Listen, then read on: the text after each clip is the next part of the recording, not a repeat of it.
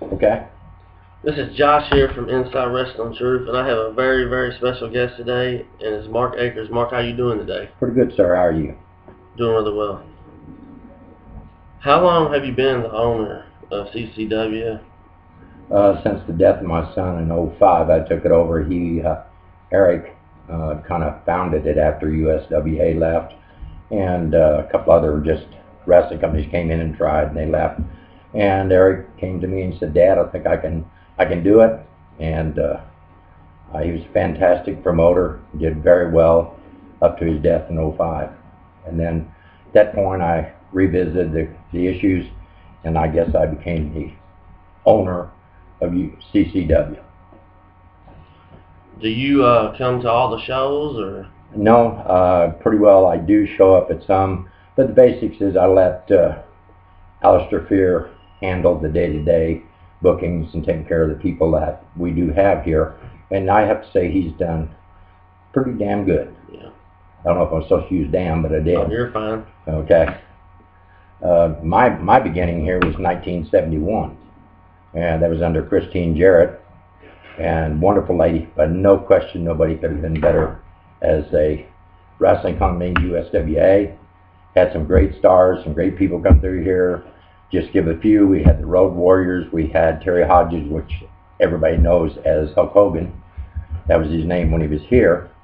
The Road Warriors, Superfly, Jimmy Snuka. I mean, the list goes on. Everyone that ever wrestled here wound up in WWF as a major flyer, including the Hart brothers. We just had a lot of people. I got the privilege of meeting Ox Baker, Harley Race, Dick the Bruiser. Just wonderful people in their own right. Each one of them was different and had their personality, but they were all great people. I know that some of the USWA wrestlers didn't want to come to Evansville, and Christine Jarrett pretty well said, if you want your paycheck, you'll show up here. So this was where they got paid. I know Jerry Lawler in his book has talked about how he never liked Evansville, he never liked coming here. Then on the other hand, he made a good living, so I don't know what he was complaining about. But that's his status and the way he feels about it, and I recognize that as his profession, but I don't agree with his personality, which is his ego's too big. Right. And then I had the misfortune of dealing with Billy Dundee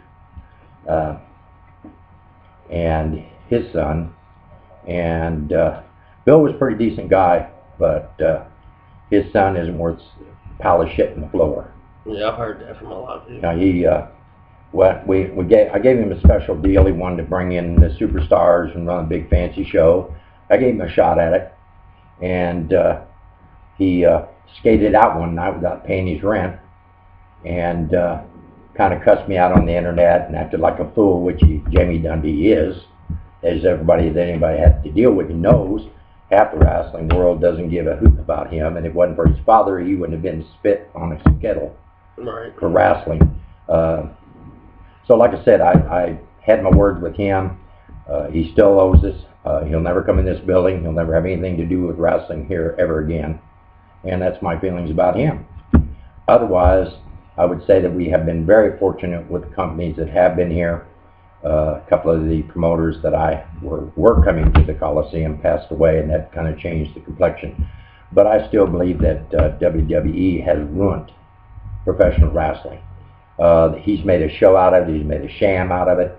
I think Vince McMahon is a pathetic person that would do that to a profession that I know the people who wrestle and the wrestlers that come here give 150% in that ring. Many of them become injured. A lot of them now have to leave the business because of bad backs, bad knees. The fans are not really appreciating today what goes on in the wrestling world, in the real world of wrestling. I think that we're looking at a different era, but I think the era has gone to the bad side, not to the good side, which has given a bad legacy to wrestling as a whole. Most people do not understand the physical torture that wrestlers' bodies go through, and ultimately at a real, what I call a conservatively young age, much younger than I, have had to leave the business because they're just not physically able to do it anymore. I'm surprised that some are still wrestling or attempting to wrestle. that are out there, but it's the love of the business. Yeah. What's the best match you ever saw in the Coliseum? If you could pick one. Eddie Gilbert against the Jarretts. And I thought that was an outstanding match. I've seen some great matches of those wrestlers. They were professional wrestlers in the best sense of wrestling. They weren't into standing in a ring and yelling for 10 minutes and wrestling for 5, like you see on WWE at times, where they'll just come out and run their mouths, or they'll have some gimmick they play, which everybody knows what's going to happen before it happens. And I don't think that's been a good deal for wrestling in itself as a whole. But here, I have to say the Jarretts and the Gilberts were probably 2 of the best matches I ever saw, including Hillbilly Jim. He was a fantastic wrestler for his size, and he was definitely a A-plus wrestler. And I've seen a lot of A-plus, but I've also seen a lot of bottom feeders. Yeah. I call them. Yeah. Who think they can wrestle, but I don't believe they really understand wrestling and the dedication to it. Yeah. They're not dedicated anymore. They think if they go get trained that they can wrestle, come out of training, and they think they're supposed to win or that they're supposed to do something, when in reality they have not perfected their art of wrestling. Who would you say is the nicest guy out of all the legends that you've met that came through here? Probably the nicest one.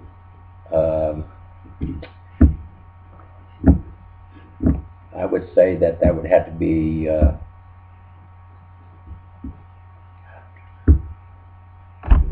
he lives right up the road here, and his name escapes me right at the moment, but if I think of it, I'll throw it in here real quick. Tracy Smothers. Tracy Smothers is one of the nicest people I've ever met. He wrestles hard, but there was never a day that I saw him in here that he didn't walk up and say, "How you doing, Mr. Acker?" He was just a consummate professional. The worst I've ever seen, I have to go back to Jamie Dundee. Jamie Dundee? Yeah, he probably ranks among the garbage cans of the world. And I know some people think he's all that, but he isn't. He's only great in his own mind. This is about the 5th time I've been here. Mm-hmm. And I was just reading up recently on the history of this place, and I never realized all the great wrestlers and we've had here. Everybody. I mean, we've got 60 years of legacy here, and we have probably the longest running independent house that's still around. A lot of the independents are gone; they've been sucked up, or the talent is gone. We're kind of in a stagnant area here, where a lot of wrestlers we have come out of Terre Haute, Indianapolis, out of Louisville. And so we're not as fortunate to have a metropolis here where we have the kind of wrestlers I'd like to see come in. But then also the older timers I've talked with just simply outprice themselves. It's not that they're not worth the money; they just can't afford to pay the money. Right. You know, Jake the Snake, and he was up here and he got sucker punched or something right off the bat, and then he comes back and makes 2 moves and the match is over. Yeah. You know, it was just, to me, an embarrassment. What about the other guys that were here for that? Were they all pretty cool to you? Yeah, I've never had anybody besides, again, Jamie Dundee disrespect me, or the thing he wasn't doing. I don't care about Jamie D whether he likes me or not, but he stole, in my opinion, and rightfully he put it on the internet. He stole from the veterans of Bannockburn County who run this facility to keep it alive, and it in itself has history clear back to when it was built by Benjamin Bossy, the mayor of the city, in 1916. So we're coming up on 100th anniversary, but I couldn't believe with $500 you want to rip the veterans off over that, and it just made me sick in my stomach that was the kind of people I was dealing with. Yeah. That's just, low, and this is what fed his family, and he would do something like that. Well, yeah, I don't think that Jamie Dundee would have ever been what he was No. as a wrestler if it wasn't for Bill. Bill was, even when all this went down, Bill was still a consummate gentleman. But in the end, of course, I knew he'd take up for his son. That's the way that goes. But I don't think that he could justify what he did to the veterans in this community. And I don't think that, I know he's tried to do a furniture store in Henderson, Kentucky. I heard that went to the toilet. Just about everything else he's touched. Yeah. Now, when Dundee and Lawler and them wrestled here in the Coliseum, is that when they were going Memphis, Louisville, and then Evansville? They were making the circuit, what I call the circuit, in spot shows. And Eddie Marlin ran the spot shows, but Christine Jarrett, every Wednesday night, was here in this building, and she ran the show. And I have to say, this lady put up with no bull from anybody. She was the one lady you didn't want to cross. How was Jerry? Jerry was quiet. He wrestled. He didn't say a whole lot. Tommy Gilbert, Eddie Marlin didn't say a whole lot. Most of the older wrestlers you really didn't have a lot of contact with, no matter what level you were, just like being building manager, whatever. They stayed to themselves. Every occasionally you'll run into one of them and they, how you doing, and they go on about their business. What about Jim Cornette? Jim Cornette, mouth of the South. Jim, he had a hell of a gimmick. I remember that bullhorn, and he was probably one of the best I've seen as being an entourage or a spokesman for his particular wrestling group that he was with. I have to give him credit. He certainly was. He was a person who knew how to put on a show and still allow the wrestling to go the way it should go. What do you think is the struggle with the indies right now? With who? The independent scene. Oh, the independent scene. I think the biggest thing with the independent scene is just the quality of wrestlers that you're able to get at a reasonable cost to get the house so that it can sustain itself. And, you know, you can't buy a $2,000 wrestler because that's what he wants to come in. And then there, matter of fact, we had one that wanted $2,000, 2 rooms for one night and 1 meal paid for. And he wanted a round trip airfare. And he lived down in the bottom of Tennessee. That's crazy. Yeah. And he thought he was more important than he really is. Yeah. So, you talk about the Jarretts. Was Jeff Jarrett, was he pretty much like his parents? Was he laid back? Yes, I'd have to say that he was. I mean, again, he was a consummate professional. No question about that. These people we're talking about in that group in USWA history were all first-class wrestlers, including Jerry Lawler. He just got too big for his head and felt like everybody else was dirt under his feet. Now, was he always like that, or was that when he went up north? No, he was always like that. Always like that? He was always very difficult to work with. His attitude. Matter of fact, we had him up here for a show. We had a 6-sided ring, and he got up and said, "That's junk, that's trash. Never wrestle in one again." Well, that's because you've never learned how to wrestle in any ring. You only know the 4 square. That's it.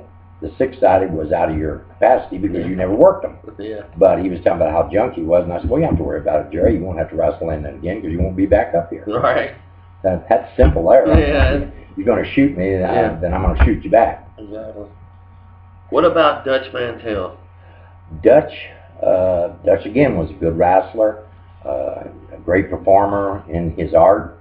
Dutch was kind of standoffish, withdrawn. He didn't say a whole lot. I've watched him on WE here recently, and I don't think he would be in WWE if it wasn't for Jerry Lawler. I think Lawler got him into that position, which I'm not knocking Dutch at all. I mean, he was a wrestler in his own right, but I think there were some wrestlers who could give him a run for his money. And Dick the Bruiser or Ox Baker or Harley Race, I've seen Harley race up here also, and met him. He's very, very, very polite man, and he treated you with respect. He didn't have to know you. He just gave you the respect you expected him to get from you, and that's how that worked with me with him. What about Mick Foley? Nick Foley, I have to say, if you were asking me the second greatest wrestler I've ever seen, would be Nick Foley. I never could believe how that man could abuse his body the way it was, and of course I did see a special on him, and how many broken bones he's had, how much he gave to WWF. Yeah. He gave them the full measure of devotion, because that man took some tremendous beatings and gave out a hell of a lot of good beatings. So I have to say that man, I'll give him this one. He's the craziest individual I ever met in my life. Yeah. He pretty much gave his life. He gave his full measure of devotion to the wrestling business, and nobody can take that away from him. I don't care who you put in the Hall of Fame, the Hart brothers, all of those guys. All of those guys gave the full measure of devotion to the business, because that's what they believed in giving the fans 100% of what they were about. Now today they come out and dance and talk, and they're all bulked up, and they all look like they could kill each other, and by the time it's over, you're kind of going, wait a minute, how in the hell can a man take a beating like that and then turn around and win? Yeah. Do you have any thoughts on Ohio Valley Wrestling in Louisville? No, I really don't, because I don't know that much about Ohio Valley. I know we got Corden running, and we know we got over there in New Albany. We actually got 3 independents here. New Focus, which is, I don't know what they are, and then I found that out last Saturday. Did you find that out last Saturday? Yeah. What was there, 12 people there? There were some people there, but the wrestling was just horrible. Yeah, it's because he's not. I believe they're all backyard wrestlers. I don't think they've ever been through professional training in their life to understand, much less the moves or how to act in the ring. But I think the other one is, he's trying real hard, his mother and him, and I'm trying to think of the name of the wrestling company over there. And they work with us. We don't run on days they run, and they don't run on the days we do. There's some courtesy there, professionalism. But I think that's just the way the business has gone. Just like Tommy. I think Tommy was, or let's see, what was his name here? Tommy Rich. Tommy Rich, Wildfire. Yeah, but he was another name before that, or he was in a different team of wrestling. They worked as a team. I think him and another guy, but they were also good, great wrestlers. I mean, you can go through the list. I mean, just about everybody you saw in WWF, when it finally came out and started running, that most of, if not 85, 90% of the wrestlers had passed through this house as a climbing that ladder to success. That's a lot of history. A lot of history. I don't think there's too many names you can name that hasn't been here, except the newer breed that's out with WWE now. Yeah. How was Hogan when he was here? Terry Hodges, as I knew him, as Hulk Hogan. Yeah. He was a good wrestler, like Ric Flair. Flair was here. They had some matches. They were both exciting. They kept the crowd on their feet, which was kind of unique to watch 2 primo wrestlers go at each other the way they did. Now, did you watch wrestling as a kid, or? Yeah. What guys did you follow? Oh, Lord have mercy. I mean, you're asking me now with the part of senility coming in, but I mean, Lord, the list was so deep back then with good wrestlers. I even drove to Indianapolis. That's how much a fan I was to see Ox Baker and Harley Race and Dick the Bruiser go at it. Dick the Bruiser was probably the premier wrestler that I got to watch, him and Ox Baker. Premium wrestlers. When you drive 175 miles to watch a wrestler, he's something. Yeah. Well, Mark, thanks for coming on the show. Oh, I enjoyed it. I know I didn't give you as much information as I can remember in being old. You're fine, man. But I have to say this: I'm pleased that you're out here interviewing and finding out what's going on and really informing the folks on your program that they need to, if they want to keep wrestling on a local level so they can enjoy it, they need to come and patronize the shows and support their favorite wrestlers. You can sit at home and watch WWE, but that's not the same as a live house and really watching the action firsthand. Yeah, right. No, it isn't.